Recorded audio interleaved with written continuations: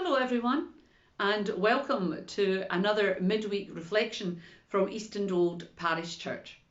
As you all know, I'm Barbara Ann and I'm the minister at our church. Well, what's been happening? And then I thought, what else can I talk to you about that maybe might have an impact or might give you pause for thought? Well, it is the tatty holidays in Forfar.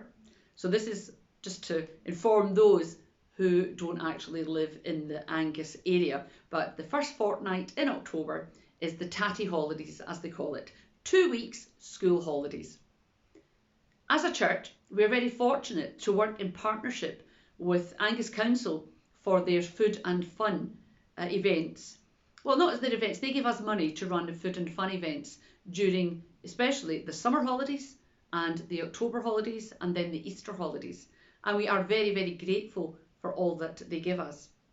We're also really grateful to Angus Presbytery because they have a little bit of money that they can use for missional work, and we applied to that fund and were granted some money there as well. So it's given us the opportunity to run quite a number of events during the October holidays. So week 1 has now finished, and we did a couple of things last week, which was the first week of the school holidays. But this week, the second week, well, we have something on every single day. Now, normally food is always there because that's part of the programme so that people have time together. The families can sit and eat together as well. And all the events we run are for families. We're not just for children to come along to. We're hoping that it encourages families to spend time together, have fun, have some food, and also mix and mingle with other people as well. So it's been exciting, it's been busy, it's been loud and noisy. It's been great fun, and we still have 2 days to go. And of course, tomorrow, Thursday, well, it is by far the busiest day for us because we're holding an activity day in the church. We're going to clear the sanctuary floor of all the chairs. We've got 2 bouncy castles going in, face painters, magicians, Disney characters. Our art group's going to be bringing lots of art equipment along and teaching how to paint, a wee bit of craft work.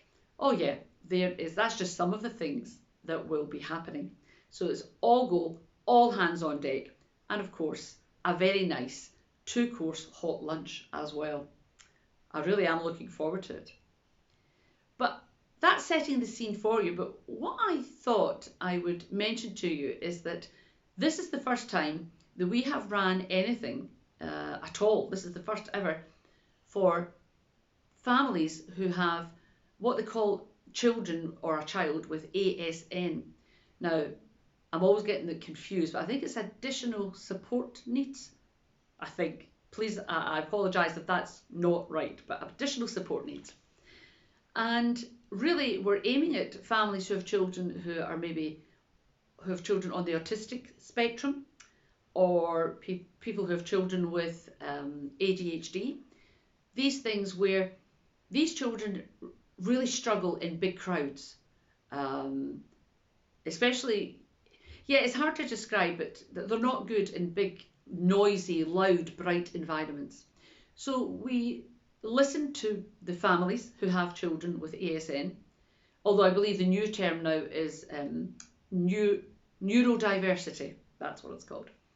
So we've listened to the families, we've spoken to professionals in that field, and we got, as I said, some money from Angus Council and Angus Presbytery.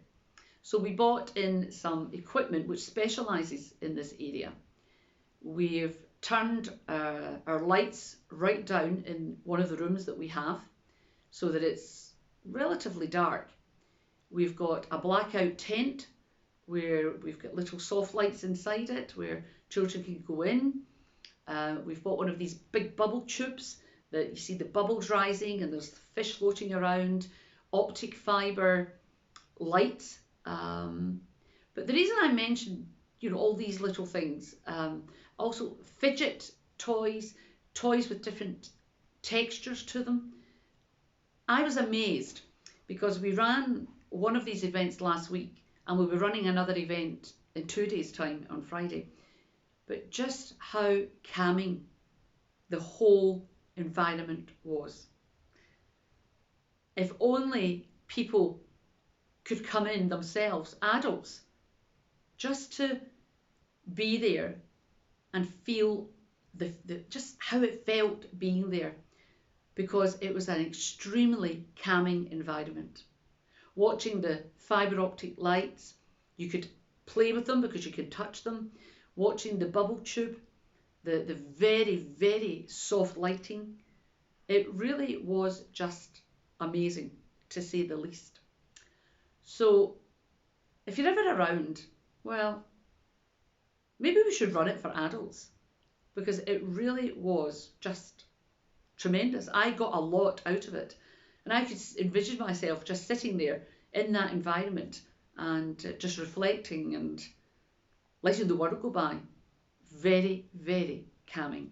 And I now see and understand why children with ASN and with ADHD, how that really does support. I'm not saying it supports all of them, because it's hugely diverse what's involved, but the children who were there, well, they certainly got something from that, because I've seen them at our children and toddlers group normally, where they're overstimulated and they react to it, and parents are getting upset, children are getting upset. But it was amazing to watch them in this environment as well. It really was amazing. Then another thing happened just 2 nights ago, on Monday evening. We hold a fellowship group in the church, and the fellowship group really is the AA, for Alcoholics Anonymous. And I had asked them, a few weeks ago, if it was ever possible for me to come along and just to listen and take in what happens at one of these meetings. I've heard a lot about it. I know the fantastic work that goes on and the great support that they are, but I just wondered if that was allowed. So the person in charge spoke to the people there, and they said that yes, they were more than happy for me to come along one evening, and they gave me a couple of dates, and so I went along on Monday evening to our AA that's held in the church. What a fantastic atmosphere. Amazing. It was just, there was a whole buzz about the place. People coming in, saying hi to one another, laughing, joking, talking about just general things in life that are going on just now. They all had their cup of tea, and I don't know if the cake was brought just because I was coming along, but everybody kept going, oh, cake. So thank you very much for that. But yeah, it was a great atmosphere. And then, of course, the whole evening started. And of course, what happens in these evenings stays at those evenings. It doesn't come out. Nothing is brought out into the public domain. So I'm not going to tell you what actually happened. But what I would say to you is, after listening to some of the stories that were involved, it was a truly, truly inspiring evening. If only more people could hear, it's not even just the stories, but it's just the support and the love that they have for one another, and the fact that they're all there for each other. They're also just a telephone call away from each other if anybody is struggling at any time. And the stories were all so diverse. It was just an amazing night, and I felt really, really humbled to be involved in that evening, and I can't thank them enough for that. I came away saying to them that I was very interested in the various things that the group things that were happening, not so much the testimonies, the stories they were telling personally, but also their whole procedure. And therefore I asked them if I could buy what they call their big book. Here it's here. So this is the big book that they have, and everyone has the big book. They have to buy it, and everybody reads it, and that's how they, well, what I call my big book, of course, is the Bible, but this is their big book.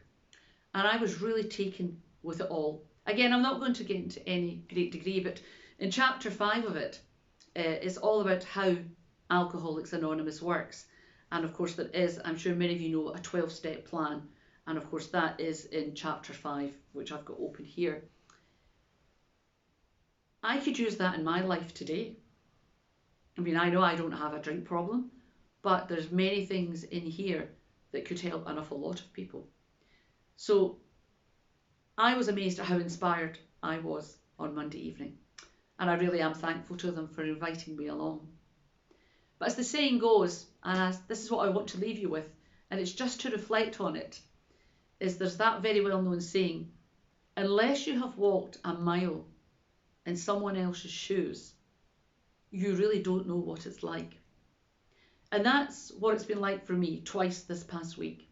Once when I was in the sort of a sensory room that we've set up with the children, for children with on the autistic spectrum and ADHD and any neurodiverse issue. And then also at that AA meeting on Monday evening. Unless you walk a mile in someone else's shoes, you really don't understand what's going on. And that's the same for people with a life of faith. If anyone listening to this is not a person of faith, well, have you ever walked a mile in the life of our shoes? But there again, as people of faith, we need to look at the other side. Have we ever walked a mile in the shoes of a homeless person, of an alcoholic, of a drug addict? Have we ever walked in the mile of a shoe where there wasn't enough money to feed your children or feed yourself? Have we ever walked a mile in someone's shoes that can't afford to heat their house and they're freezing cold, or they go to their bed during the day just to keep warm? No, we haven't. But this is where, as people of faith, we need to try and support them and be a supportive, helpful, caring, loving and kind community. Have a think about that, folks. Have a great week.